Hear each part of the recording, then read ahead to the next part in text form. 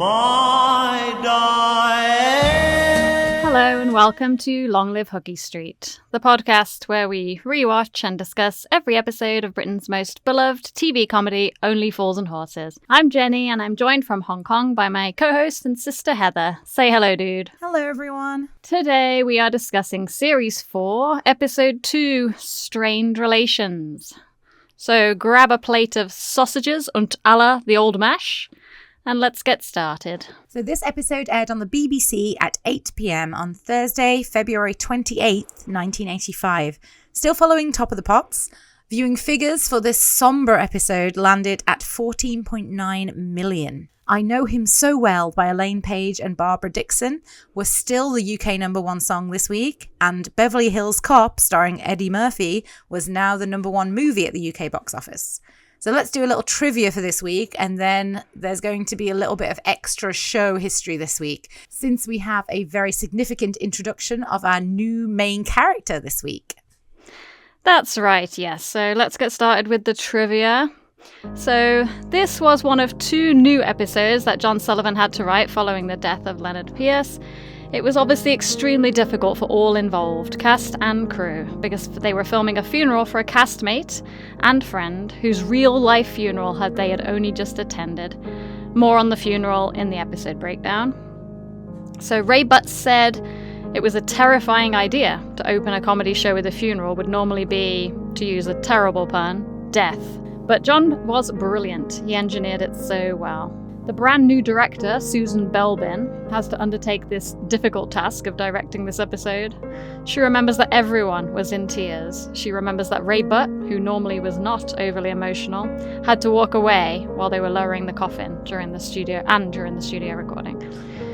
So there were problems during the rehearsal regarding the runtime of this episode. It kept coming out at 35 minutes, even though they had scrapped lots of pages of script. John Sullivan kept asking for an extra 5 minutes and was told no, due to Top of the Pops needing to be 30 minutes long.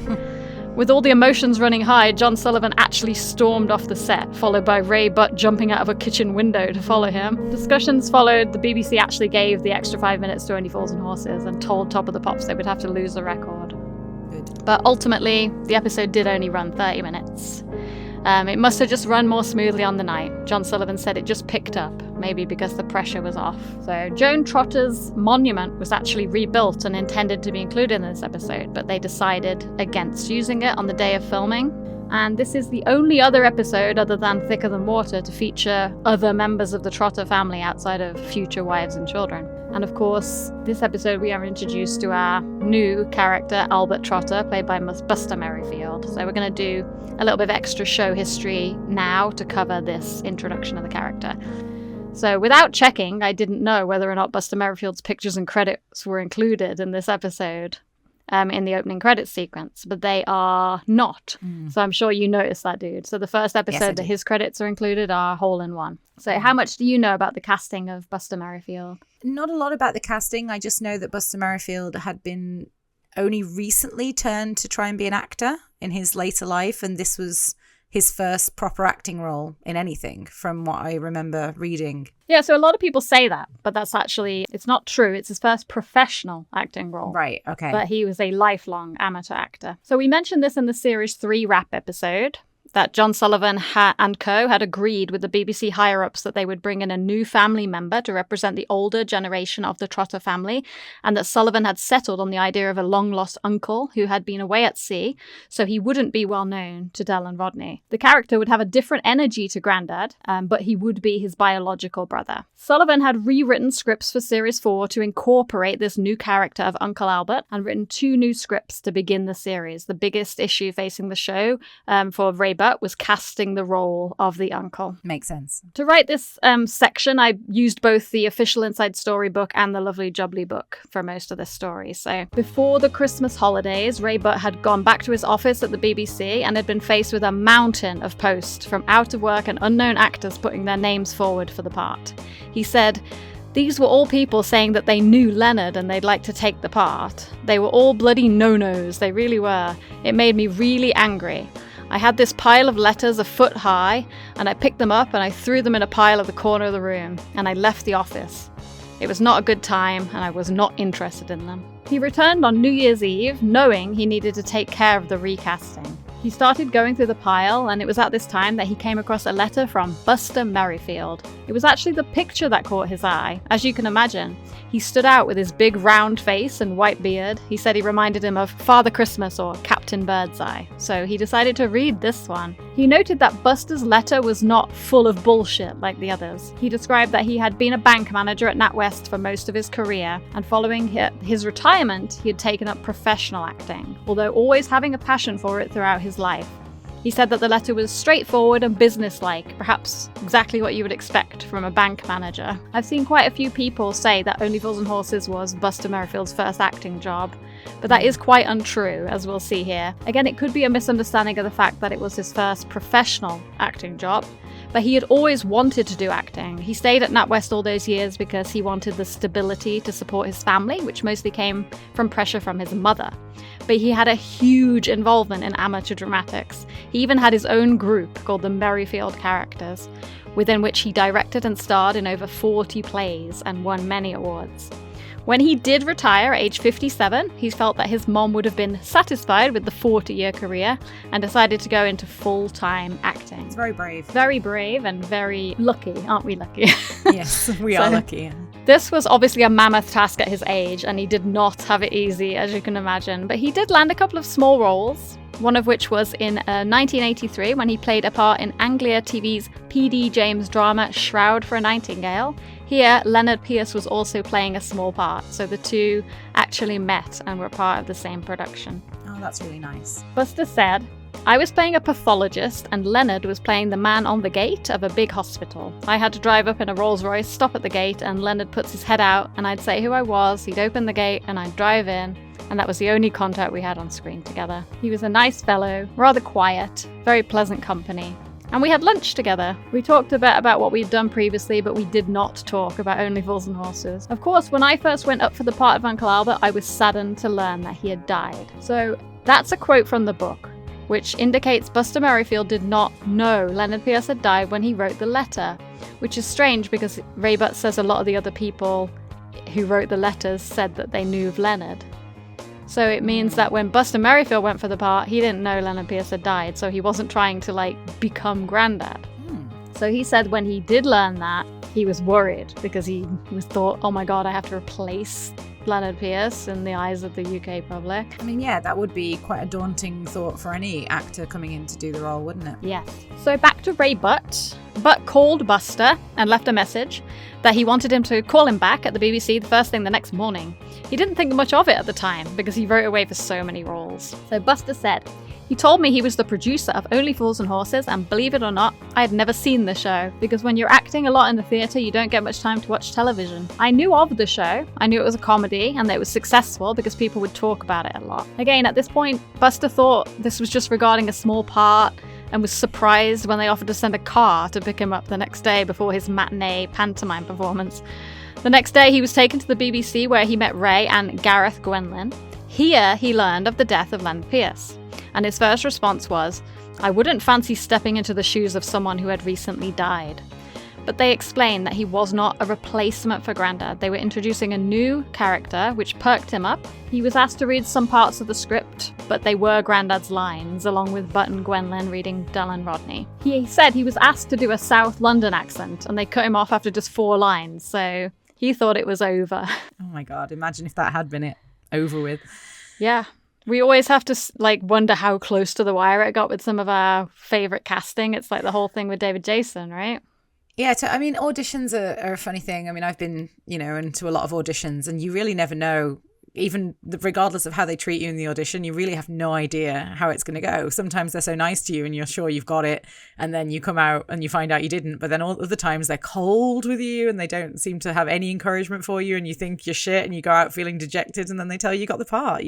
Same with job interviews. I mean, it's yeah, you never know. But I can understand, if they stopped him after just 4 lines, I also would have probably thought, I don't have this part. So it's great that he was wrong. But, stepping into someone's shoes, or I know that obviously Buster Merryfield or Uncle Albert isn't a replacement for Grandad, but he is what's the better word?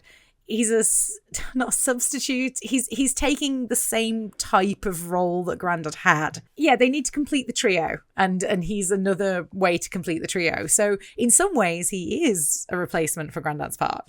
In a lot of ways, actually. But yeah, obviously his character being his brother also kind of makes him very close to Grandad. But I do think that the characters were very different from each other in a lot of ways. So I think, it was written well, which is good.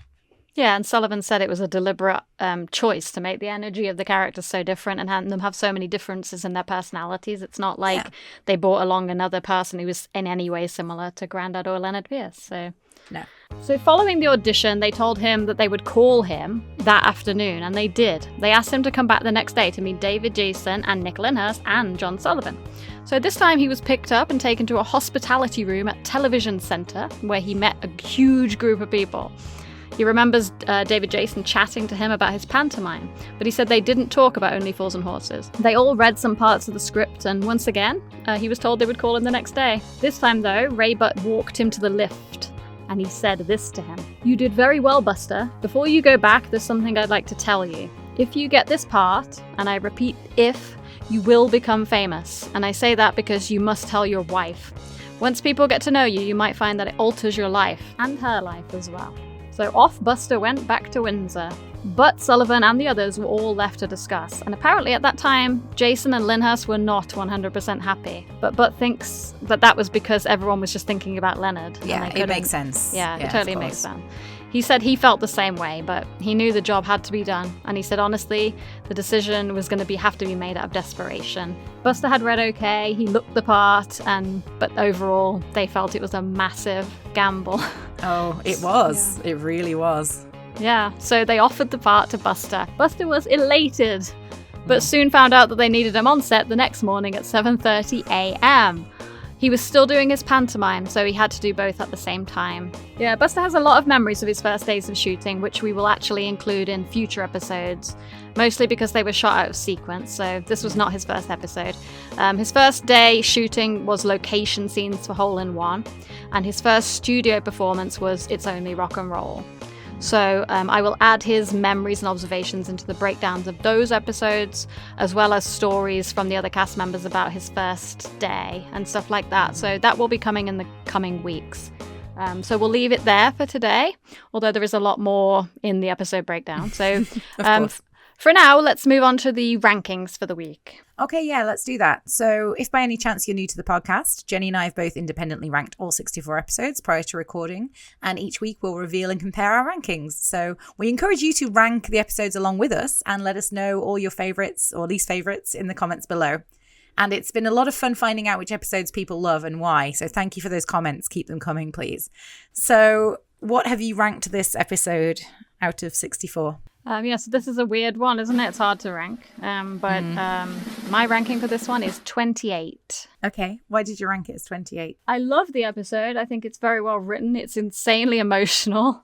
Yeah, it's got big ups and downs. It's a memorable one. But I can't say it's always the first one I put on because of how sad it is. So it's an in-betweener for me. And that's really all I have to say. It's really teetering on the line between comedy and drama, isn't it, this one? Oh, but fantastically so.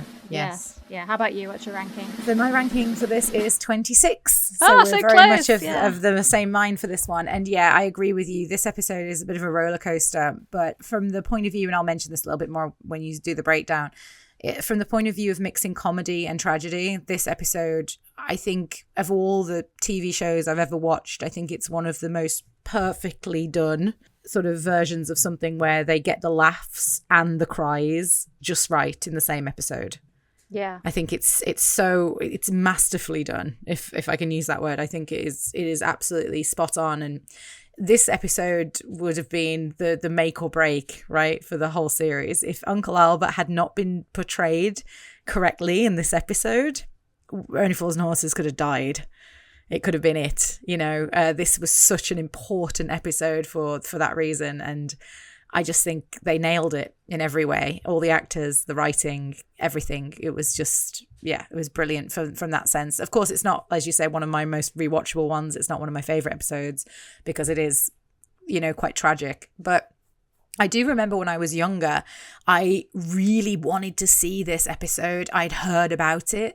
And at this point, I'd watched series 1, 2, and 3. And I couldn't find it anywhere. Because I don't know if you remember this, dude. The VHS, we could get all of series 1, all of series 2, all of series 3. But series 4 was broken down into different VHSs. There was not a series 4 VHS for the whole series. So we had this, Strained Relations, It's Only Rock and Roll, and Hole in One, I believe, on one VHS. So this is the one I bought, because I bought this and I remember it was $10.99 for these 3 episodes. And I was so happy that I could get it. I remember I saved up to get it because I really wanted to watch this episode. And I remember the rest of series 4 was on another VHS, but I remember one episode that wasn't on any of the VHSs, and it was I think the last episode of Only Fools and Horses I ever watched was watching The Girls Go By, because you just couldn't get it. Yeah, I don't remember that specifically. I thought all of the early series VHS that we had were broken down onto separate tapes, but yeah, maybe I'm just remembering wrong. As we have mentioned before in this podcast a few times, we grew up with Uncle Albert, and we didn't see the Grandad episodes until years later. We were much older by then, I'm guessing 10, 11 even, before we got those videos. Yeah, this was one of the last sort of group of episodes I saw was series 4. I'm pretty sure I'd seen some of the Grandad episodes before I watched this one, because I think I really wanted to see the introduction of Uncle Albert and like how they did that. Me too. Because it's very, yeah, it's you know, any TV series that sort of a main character passes away in real life, I think everyone's very curious to see how they do it. It's like Edna Krabappel in The Simpsons, you know, the actress passed away and everyone wants to see how they're going to deal with that. Or Lionel Hutz, actor, passing away, like how are they going to deal with that in The Simpsons? I mean, obviously it's easier in animation to deal with a character passing away than it is in an episode where you really need them to actually be on the set and performing. But yeah, it's always something that's, you know, a morbid curiosity almost for viewers to see how they're going to deal with that. Well, there's a big generation of people who are, you know, same age as us and younger that didn't know even, perhaps, that there was an actor before Uncle Albert. And it depends on your upbringing. Like we've mentioned before, we were brought up on Albert with our dad telling us that the Grandad episodes were weaker. So we didn't necessarily, we might have had that bias where we were like, yeah, Albert's better than Grandad. And I see a lot of opposing opinions on forums and reviews, whether you like Grandad or Albert. Personally, I don't like to compare them because I feel they're very different characters. The episodes are different and they're both wonderful. So I was going to say the show was written differently when Grandad was in it compared to what it became later on. So yeah, I agree with you. I think it's very difficult to say who was better. They were just different and both had great points and both had downsides, like most things, you know. I know that sounds very fence-sitting, but it is true in this case. But yeah, it's not, I don't feel like it's like that. I think if maybe Lennard Pearce had left or been fired or whatever, we'd have had a different opinion. But this was an incredibly tragic, sudden situation that they had to deal with. And yes, you can see in series 4, the transition is a little bit more clunky than in some of the other series. But obviously the scripts were written for Lennard Pearce and had to be changed. And these 2 episodes that we've just discussed last week and this week were written in a rush. So I don't think it stands out as looking and seeming rushed. No, I don't think so. I mean, when you consider Christmas Crackers was a rushed episode, comparing Christmas Crackers to Happy Returns in this episode. If anything, this is a situation where the bad situation actually created something incredible rather than it seeming rushed and we're all like, yeah, it's okay, but you understand because it's rushed. It's more like, wow, this stressful situation brought out the best in everybody. Yeah, I agree with you. Yeah, that's why I think it's, like you said, rewatchability not that high just because of how tragic it is, but with regards to sort of how impressive it is that they were able to pull this off so amazingly well, it's, that's why it's still reasonably high ranking for both of us, right? Yeah, and a massive injection of true life emotion coming through from not only John Sullivan's writing, but the cast in this episode. The real emotion that comes from the loss of a real, genuine friend that felt like family makes this episode stand out. And for that reason, I believe that's probably why the IMDb ranking is 21, quite high. Yes, makes sense. Yeah, we're all in the 20s, which makes sense. So, okay, so shall we go ahead and start the episode breakdown? A really rough one this week for the start. So we open on the funeral scene. So the funeral was shot at Margravine Cemetery in Hammersmith. A few of the cast have shared their observations about shooting this scene. So we've got John Chalice said, "It was a very strange day. It was one of those slightly public burial grounds, and I remember everybody being slightly hesitant, not quite knowing what to say. The banter wasn't quite there, and everybody was thinking about Lennard. Everybody was a bit reflective, and the location meant there was a lot of sadness about."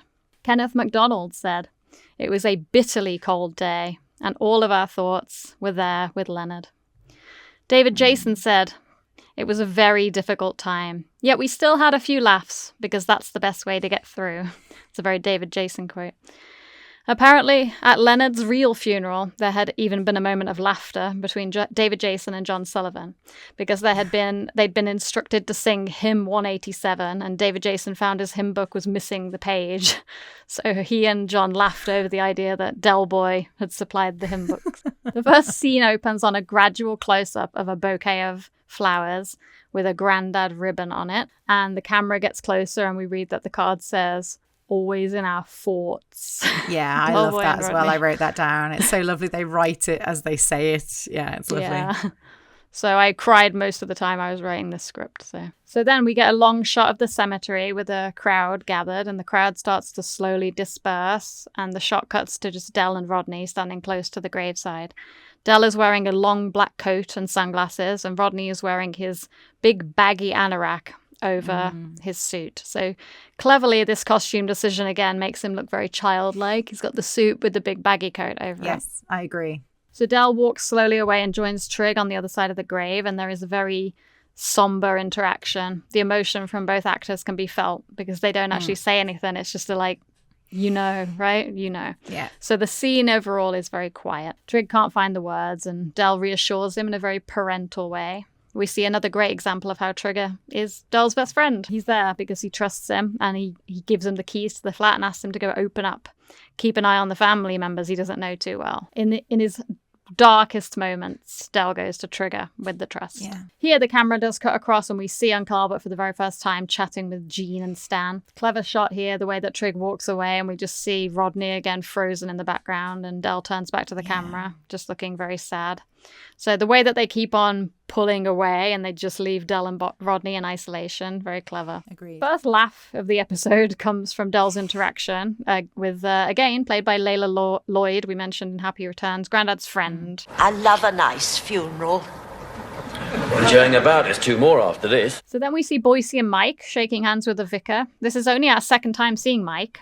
And we see John Pennington as the vicar again. He has only ever appeared so far in Christmas Trees, so some people might never have seen him, which was that little 1982 Christmas special that was shot separately and is never included on any other home media. Yeah. So Del hands him a big wad of cash, and there are some slight giggles from the audience at this. Here, Del sees the hat laying on the car.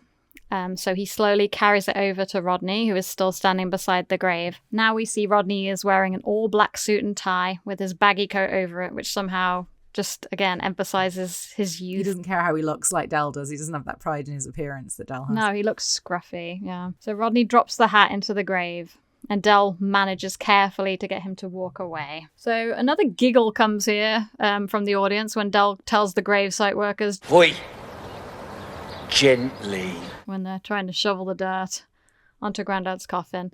So I think audience members probably had a really hard time here, knowing when to laugh and when not to. Yeah, it's a bit awkward laughter, isn't it, maybe sometimes? Yeah, because, again, they knew it was a real funeral a couple of days before. They know it's a real death, so it makes it very difficult. So here we cut to a conversation, likely included to start breaking the sad mood. We hear Boycie and Mike talking business. Thursday night, some Burke nicked my cigarette machine.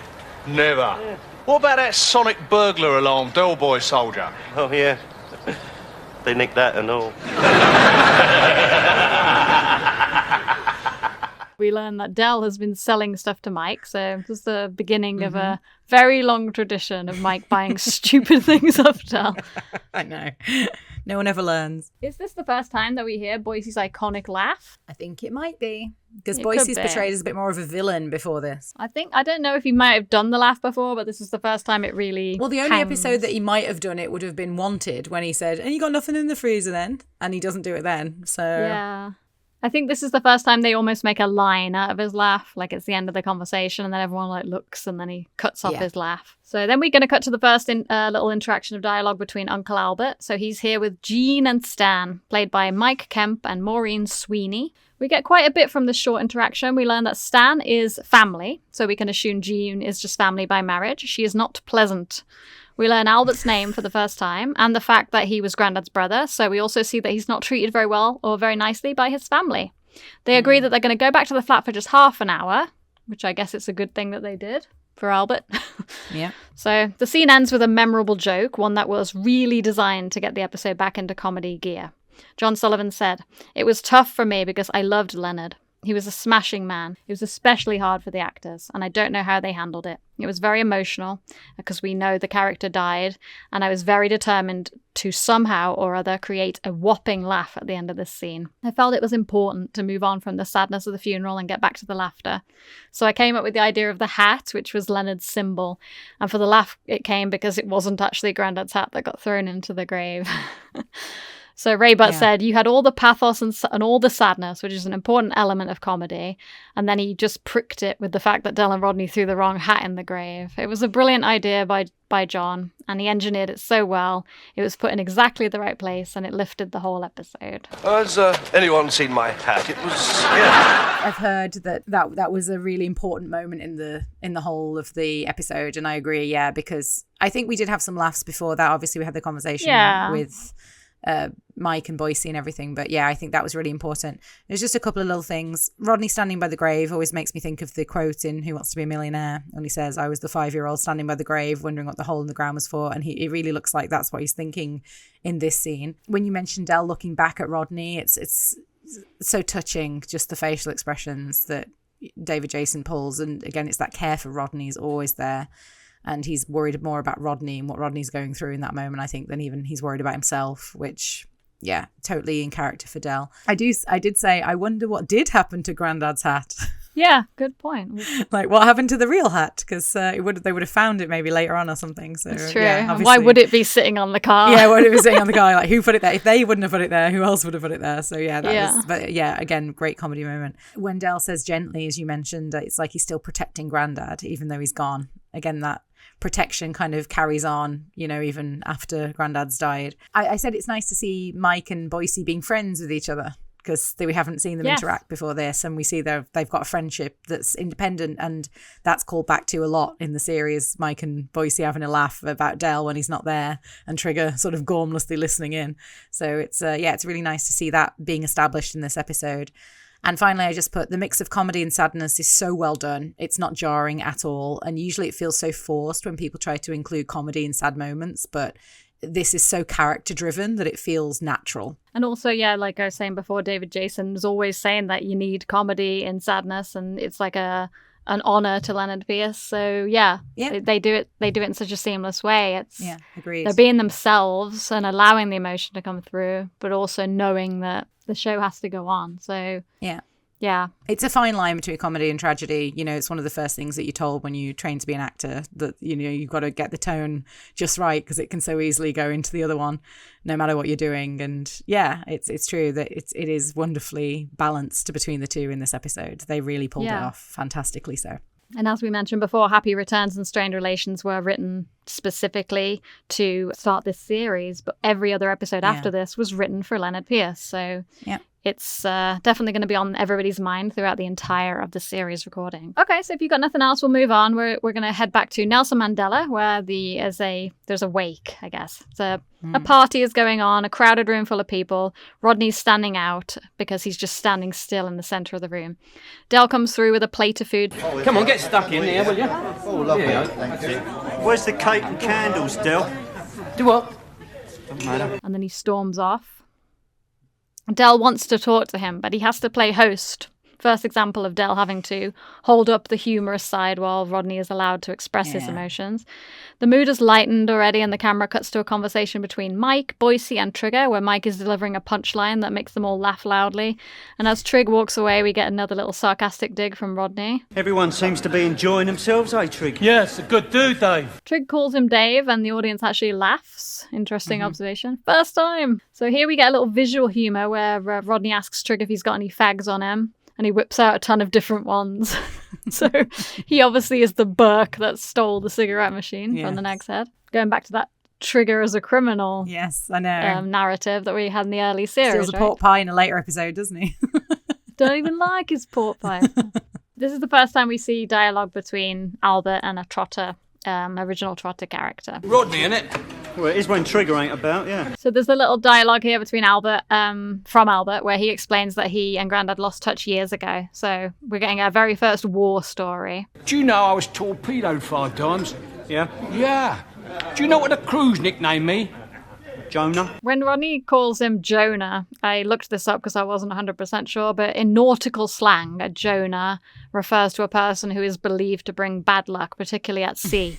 The term originates from the biblical story of Jonah, who, fleeing from God's command, brought a terrible storm that endangered his ship and crew. Oh, okay. So we definitely hear Rodney call him a Jonah a lot of times. I think most people, if they hear Jonah now, they probably think of Summer Heights High, Chris Lilly's character in Jonah. Yeah, I don't know how popular it is in the UK. I'm not sure. It's Australian, so. Del is now cracking up with the group, and he asks Rodney to move the batteries into the hallway. Rodney kind of storms off here because he's like annoyed at Del's behaviour. Del again wants to follow him, but he gets pulled back into the social obligations somewhat reluctantly. But you can see him trying to stay upbeat.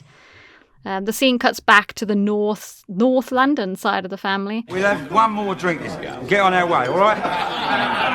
I don't like the people over this side of the river. They're not as nice as North Londoners. You don't know what you're talking about, girl. I was born round here. Oh, need I say more? Do you know who she reminds me of? She reminds me of Cassandra's mom. Yes, she could be a little bit like Cassandra's mom, yeah, a little bit posher than the Trotters. Del comes over and we establish that Stan is his cousin. I guess it's strange we never hear any more about any of the Trotters. So he does know his cousin. Well, yeah, I did have a note about that. I asked, is that like, so Stan's dad or mom are Reg or Joan's brother or sister? Like, we don't hear anything about their parents, brothers and sisters, like their aunts. They never do, yeah. So in Rock and Chips, Reen is, Aunt Reenie is Joan's best friend. They never talk about any brothers and sisters of Joan or Reg. I wrote here, yeah, Reg must have had a brother or sister and had Stan. Where are all of these people? Yeah. And also, like, why would they still see him? Because they hate Reg. So it makes sense that whole, like, brothers and sisters of Reg would have also not been involved, I would imagine, with Del and Rodney, because otherwise they would have been visiting more often. So it's just, obviously it's a plot to get Albert in. Yeah. You know, I understand why. But yeah, it's just, yeah, I don't know the family tree of how Stan is related to Del. Let's assume it's on Joan's side of the family because of how horrible Reg was, yeah. I mean, it seems like Stan is just a poncing about in the insurance game and somehow lives in North London, so he's doing pretty well. Well, they've got a big caravan. Yeah, a big caravan. I mean, but then again, saying that, if he was on Joan's side of the family, why would he put up Uncle Albert? Because he's on Reg's side of the family. Right, that makes no sense. Yeah, so it is Reg's side then. Yeah. Yeah, it must be. Yeah, we never find anything else more about this, so let's not hover around it for too long. So here we get Del introduced to Uncle Albert, and we hear of George again, who is the brother that Grandad mentioned in his hero's speech in The Russians Are Coming. He never did mention Albert, but like I said, John Sullivan wrote him to be a long-lost uncle, so he wouldn't have mentioned him. So Del and the North Londoners have a bit of a digging match over their homes, and here we get a little bit of foreshadowing. We learn that they have a mobile home. He's been living with us for 18 months now. He only popped round to borrow a screwdriver. If I hear another nautical yarn, I'll swing for him. Someone suggested an old folks' home. Well, you can't do that. It's family. They mention that he tells a lot of war stories, which brings us nicely into the next conversation with Rodney and Albert in the hallway. Albert asks Rodders if he's ever been on board a ship. Yeah, when I was a kid. Grandad took me. I see. Did he ever take you down and show you the engine room? No, it was only the Woolwich Ferry. I looked this up because I didn't know what it meant. The Woolwich Ferry is a free vehicle and pedestrian ferry that crosses the River Thames in East London, connecting Woolwich to the South Bank, with North Woolwich on the North Bank, and it is owned and operated by Transport for London. And the ferry provides a convenient and free way to cross the Thames. So that's all that he did. He went across the Thames on a boat. Oh, but still, it's so nice to think of Grandad taking Rodney out when he was a kid just to do that. It's lovely. Grandad took him. I mean, that's why it gets a laugh though, right? Because everyone knows it's such a short journey and Grandad got seasick, so... Yeah, it's a pretty small-time joke, because if you weren't from London, you wouldn't get it, I guess. Albert lets us know that he was a boiler maintenance man, which comes back in Hullenbach, if you remember. I do. He does know already that he was a boiler maintenance man, even though they act like they don't know that into Hullenbach. So maybe Rodney was too emotional to absorb. So he starts this metaphor about how a boiler needs to release pressure, and it becomes evident that he's using it to describe Dell's behaviour. That's what's happening to Dell. He's releasing the pressure. Laughter's just his safety valve. Which is actually very sweet, the way that he tries to reassure Rodney. So it means that he barely knows Dell and Rodney, and he's already able to read Dell pretty well. I don't think it's right. When people laughing in there. I ain't laughing. I ain't laughing today. I ain't laughing tomorrow. I don't want to laugh for the rest of my life. Well, as long as you're happy, son. This is a clever line to add, because we need to know that Rodney doesn't want to laugh, but we need laughter because this is a comedy show. So it's an interesting reality here. The scene cuts back to Dell in the living room, and we can see, because it cuts to his face, that he's actually just looking very sad and looking away from the group. Mike pops up behind him and says he's off. Dell doesn't want him to leave, and that's a grief thing. You don't want to be left alone with your grief. Dell doesn't want to be alone, yeah, definitely. So we get a funny little interaction again here, which we know is a very common thing between the two of them, where Mike asks for the money and Dell tries to avoid paying or tries to get a discount. Oh, about the booze, it comes to 86 quid. Please, Mike. Don't discuss money now. I mean, you'll be offering me a discount for cash next. Won't you? Cut back to Rodney and Albert again, and Albert is in the full swing of a during the war story, but it doesn't start with during the war, not yet. No. But the audience are already loving the bored and sarcastic responses from Rodney. Yes, we get many of those over the years. Yeah, so the story gets interrupted by Dell and Mike coming out, and after Mike leaves, Albert says, Del, I've just been telling young Rodney about my days in the Navy. Yeah. I don't know why you don't join up. Yeah? Well, you just given me 5 good reasons. You can already see a nice chemistry between the three of them. Do you have any more notes on that scene, dude? Just a very few. So this is the only time we see a party at the Trotter's house. There's no other time. Good point, yeah. Yeah, we never see this many people in the Trotter house. We see, I guess, the episodes where like Cassandra comes around with her parents, not Cassandra, sorry, when Raquel comes around with her parents.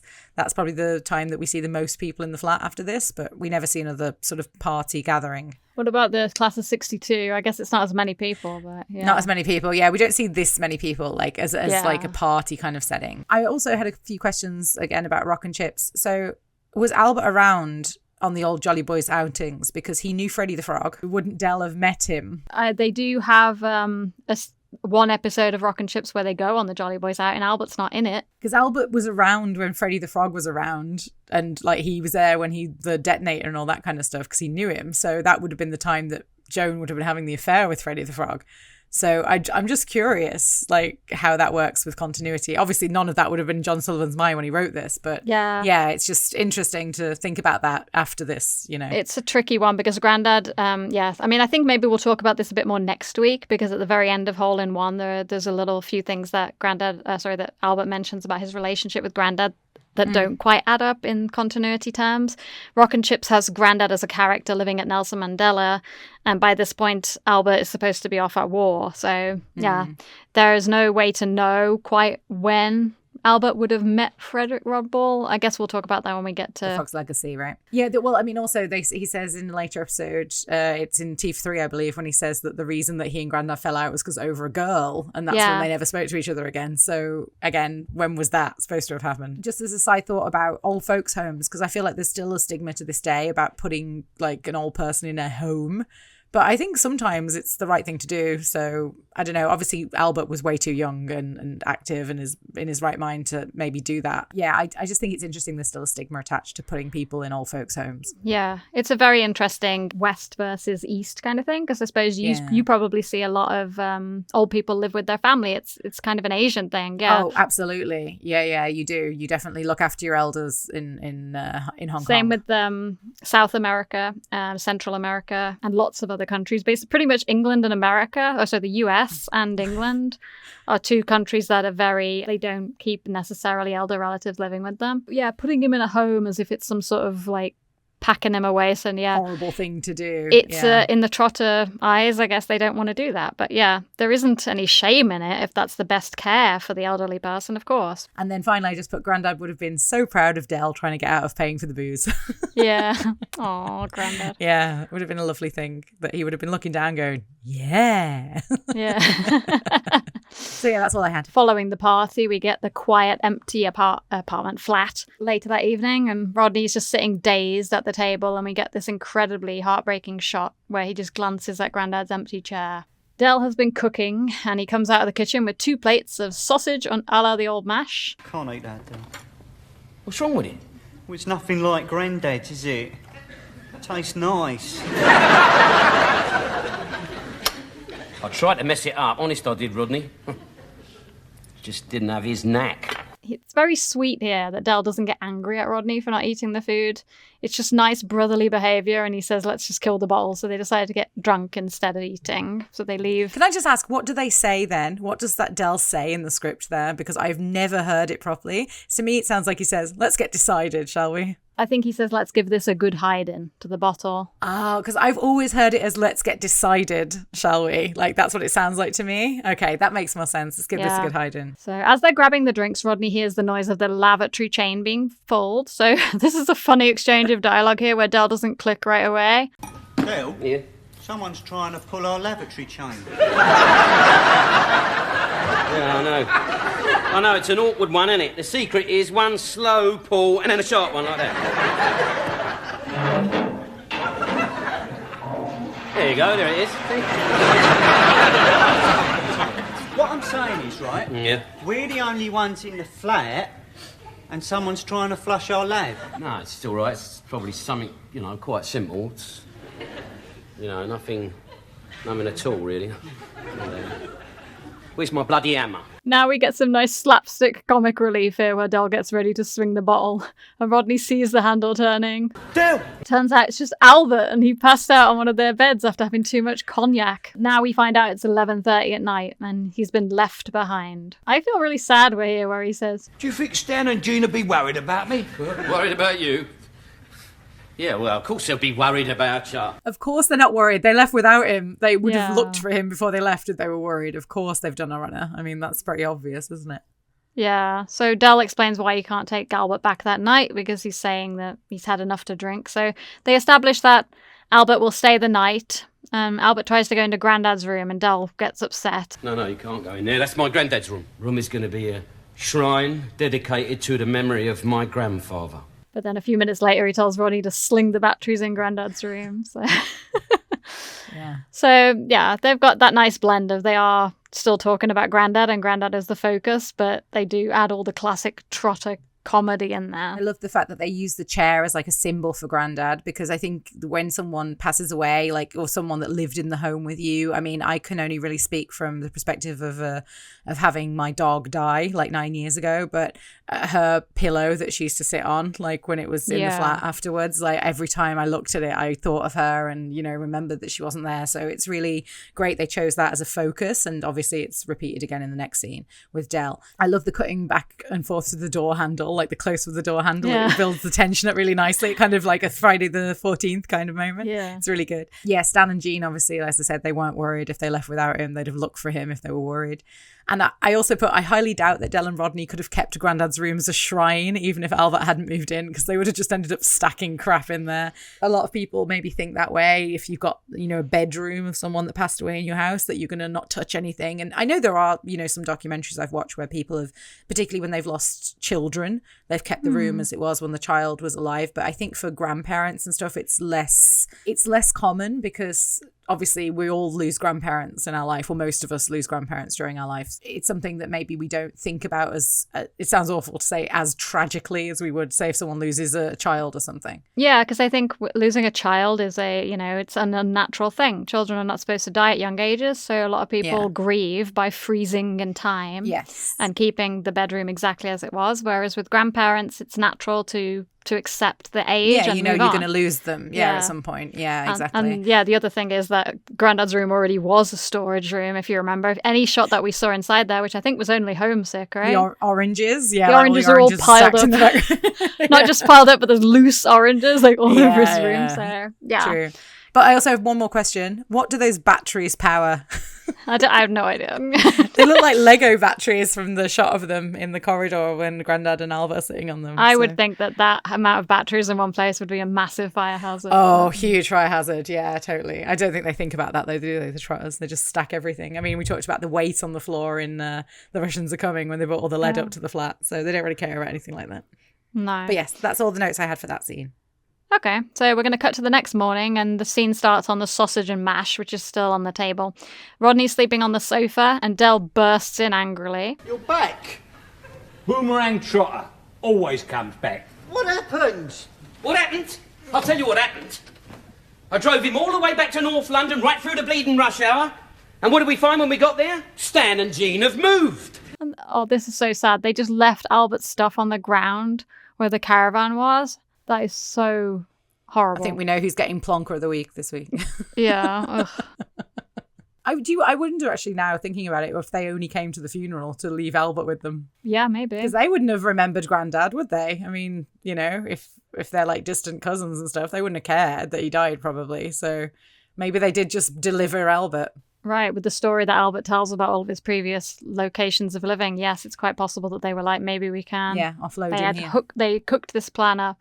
So, yeah, this is where we get into Albert's little background story. Yeah, ain't the first time it's happened either. And he tells 2 stories of the previous times, and Rodney and Del are slowly realising that people are always trying to ditch Albert. Albert's looking through his duffel bag, and he asks Del, what should I do with these then? And this is where Del starts his emotional outburst. The pressure has just built up too much, to use Albert's analogy. He stuffs Albert's belongings into the duffel bag, tells him he can't stay, and he has to go down to the seaman's mission. He's so cold towards him, but he does allow Albert to go make a cup of tea in the kitchen. No, go on, there's a flask of cold tea out there and some vol au vents from yesterday. Go on, you have it.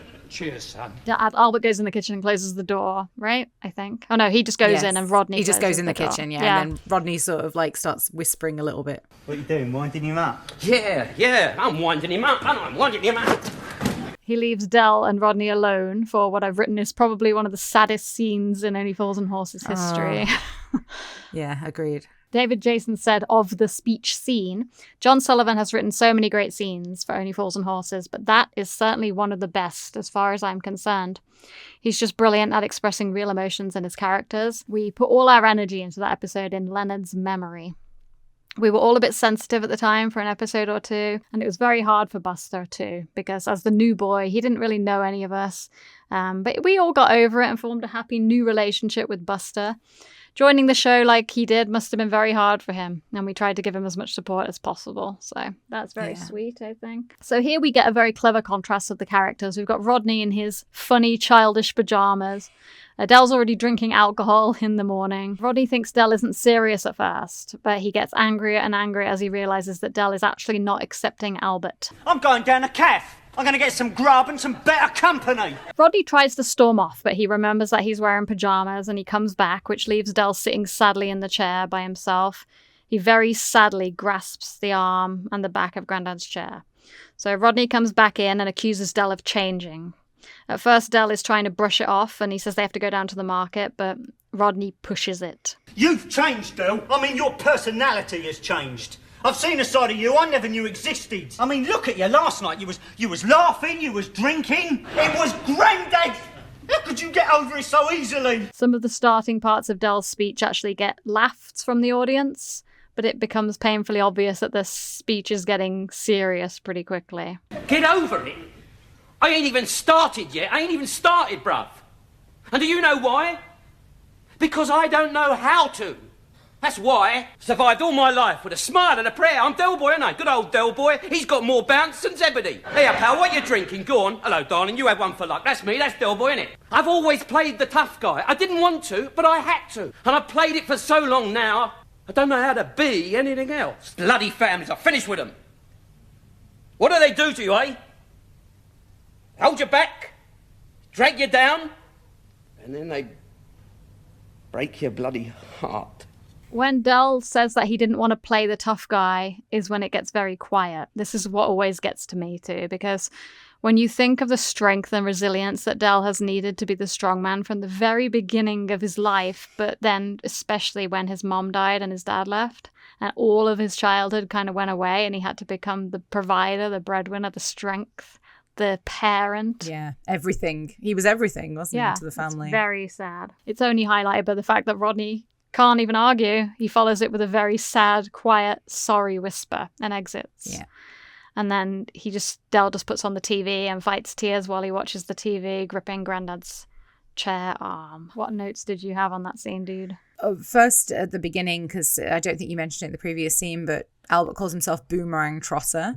Right. And I wondered if that was a nickname they were playing with to see if it got a reaction, because they used it twice. And obviously when he says it at the beginning of this scene, and he says it in a very like, here's the joke kind of way, and nobody laughs. I wonder if they were like, oh, we won't use that again because that didn't get a laugh. Yeah, they never do call him that again, do they? Never call him that again. So yeah, so Del is behaving this way towards Albert because he sees his dad in him, right? But then Grandad was Reg's dad.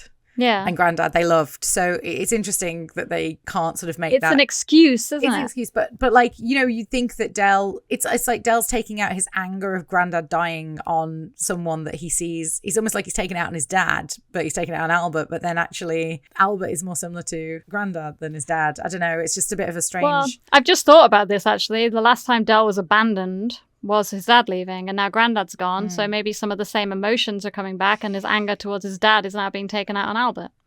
Yeah, true. That makes sense. That does, yeah.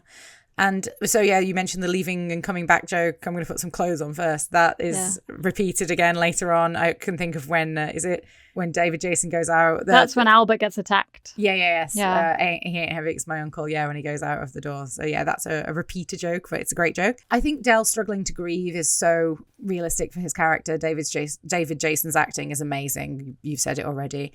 There's a line I wanted to highlight from Nick Lyndhurst, because again, it's that vulnerability that he has this wonderful way of showing in his voice when he says, "It was Grandad's." Yeah. Like, yeah, it's really sad. It makes me cry thinking about it. Yeah. I'm very emotional, so I'm easy to cry when I talk about stuff like this. But yeah, I thought that was really, it always makes me, because you know it's getting serious when he says that, even before we go into Del's speech.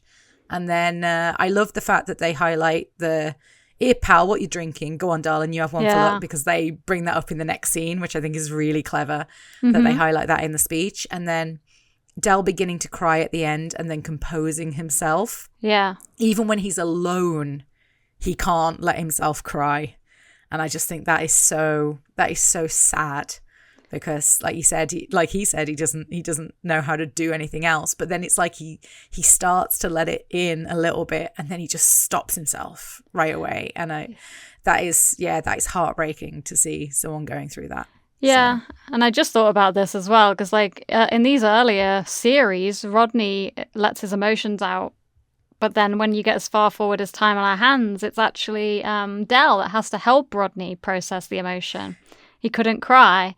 Yeah, I wonder if he's learning it from Del a little bit. I mean, again, Rodney looks up to Del a lot. We say this, you know, even though he insults Del and he always makes fun of him and stuff, and obviously he does actually think of Del as a role model as well. Yeah. Very much so. And seeing Del acting like that his whole life and keep holding back all the tears and trying to be strong and tough through things, it probably did affect Rodney a lot. Like you just mentioned, Del comes in to the Nag's Head in the next scene doing all the things that he described in the scene before. He's back in character, essentially. All right, pal, what are you drinking? All right, there you go. Go on, have one for luck. So Mike is back behind the bar at the Nag's Head, and the Nag's Head feels complete.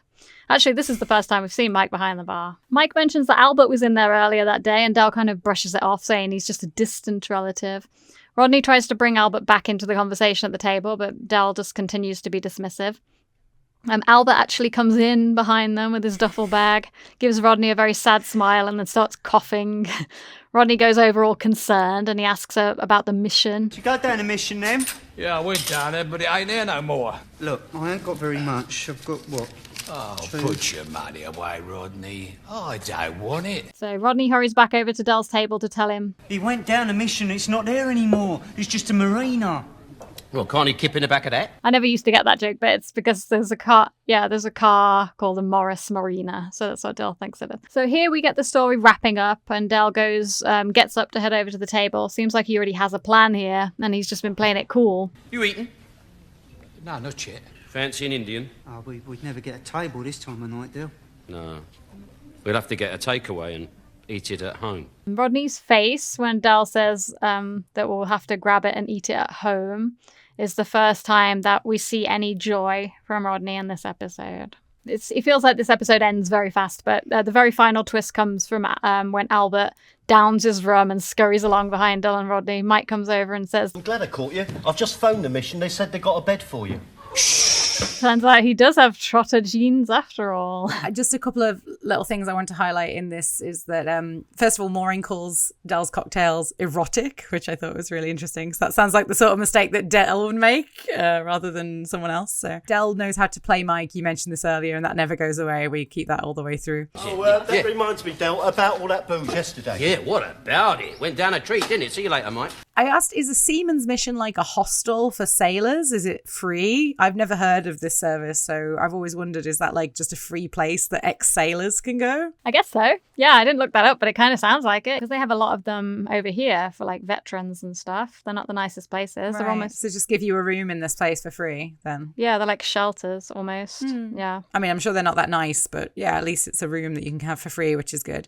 I love the line. Yeah, it's got a nasty cough, hasn't he? Yeah, pity boots ain't open, innit? I think it's really funny, the reference to boots, because it's such a British thing. Also, but wouldn't Del and Rodney be able to easily find out that Albert lied about the mission being knocked down? And we can already see a manipulative side to Albert, which I love. Yeah. His character's very well established in just this one episode, and that is amazing writing. And that was something else I really wanted to highlight, is that if they had gotten Albert's character wrong in this first episode, if they hadn't fleshed him out enough, or if they fleshed him out too much, or they made him unlikable in any way, this would have been it, you know, for Only Fools and Horses. I mean, I can't imagine the pressure.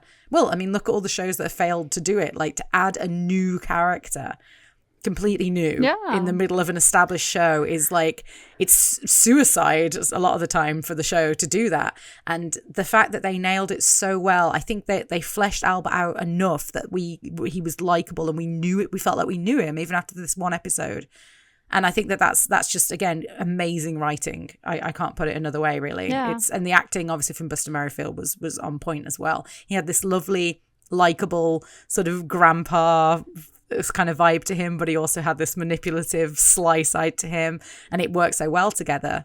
And it's wonderful writing. Somebody shared on Reddit last week that Albert's character was featured in an article about characters that ruined TV shows. What? And it got so many comments on Reddit because, like, who would think that Albert's character ruined Only Fools and Horses? I feel like you have no idea what you're talking about if you say that. Really, you have no idea. Yeah, I mean, like, no. I think that's probably the most successful new character being introduced in the middle of a show. Yeah. Replacing, I don't like to use that word because they didn't want to either, but taking over from a beloved character who died in real life. Yeah, continuing the generational representation of a beloved character. And as far as I know, people were not rejecting this character at all. It basically says that Albert's a bad character in this article and that all he is a load of war stories and he's annoying and he doesn't disagree. And he can't hold a candle to the Lennard Pearce character. But it's like, like Sullivan said, that he basically did not want him to replace him. He doesn't sit in the chair all the time. He goes out. He's a lot more active. He has totally different storylines and plot points to Grandad. Yeah. And he gets more involved in the business as well, especially in later episodes where Rodney takes the back seat. He goes out with Del and does stuff in the market to help him sell and stuff. I mean, yeah, this stuff, Grandad never did anything like that. I've got to say, I did think maybe Del should have slapped Albert's bum first before he said, fancy an Indian. Oh, yeah, that's true. I thought that. I was like, oh. And yeah, just as what you said is true when Rodney looks so happy at the end. And it's, again, establishes a similar relationship. It's like he feels not as lonely anymore because Grandad's brother is coming home with them and he feels like he's done right by his granddad as well. I think that was probably why he was so happy there. Just going back to when they're just having the sausage and mash or they're not having it as such, just the two of them in the flat, like you can sort of feel they're not comfortable with it. It does feel strange. Even though Del's cooking is good. Yeah, they don't want it to be that way because Rodney's never known it like that. So having Albert come home with them is very special to Rodney and important for the family. Yeah, and I think that's why in last week's episode, Happy Returns, they just had that very short scene with the two of them in the flat because it would have felt really... Yeah, it feels strange not to have someone there, like an older person, a presence, as you said. So yeah. Yeah. All right, then. So if there's nothing else, let's move on to the awards for this week. And guess what? He's only one. Okay, so as always, we have 3 awards to announce this week, and we will start with our Plonker of the Week. You little plonker. So for Plonker of the Week, we each nominate a plonker, and we discuss and decide who wins. We may have already given this away during the episode, but I am nominating Stan and Jean Have Moved. Yeah. Who are you nominating? I nominated them as well, so I'd say it's fairly clear cut and why. They're both douchebags, so... Yeah, and leaving his stuff on the side of the road like that, just cowardly as well. So again, we're going off of what we said a lot of times, which is plonker is not asshole, but yeah, whatever. In this episode, though, there isn't anyone I can think of that's like stupid. There is only like asshole in this episode. Yeah. There's no one who isn't. Yeah. So just them. So Stan and Jean are this week's Plonker of the Week. Plonkers of the Week. Well, this is just a council flat, isn't it? And so, Jenny, you are going to award the best line of the episode. So what have you chosen for the best line? It's Del's speech overall. So if I have to choose the best line, I would just say it's probably, oh God, I don't know if I can choose. Bloody families, I'm finished with them. That's what I chose. I chose that. Bloody families are finished with them. What do they do to you, eh? Yeah. Hold you back, drag you down, and then they break your bloody heart. It's a sad line, just like we chose a sad line in Russians Are Coming, but sometimes the best line is a sad line, so it's not funniest line of the week. Yeah, so... No, it's best line, and that is the best line of this episode. I think one that most people will remember. And I have chosen the best moment. So again, Del's speech. I can't think any of the moment. I did say the best moment the episode is a best moment because it's Albert's introduction episode. But obviously, yeah, the speech. It's emotional, it's character defining, and it's heartbreaking. I can't think of a better way to describe it. So it's a very significant Only Fools and Horses moment. Yeah, I feel like lines and moments in this scene, in this episode, blend together because it's such an emotional episode. And the only honourable mention that I wanted to say was the hat moment for sure, because it's a very significant moment, like where he just grabs that hat. So comic relief. Yeah, has anybody seen my hat? Funniest line in a comedy sense.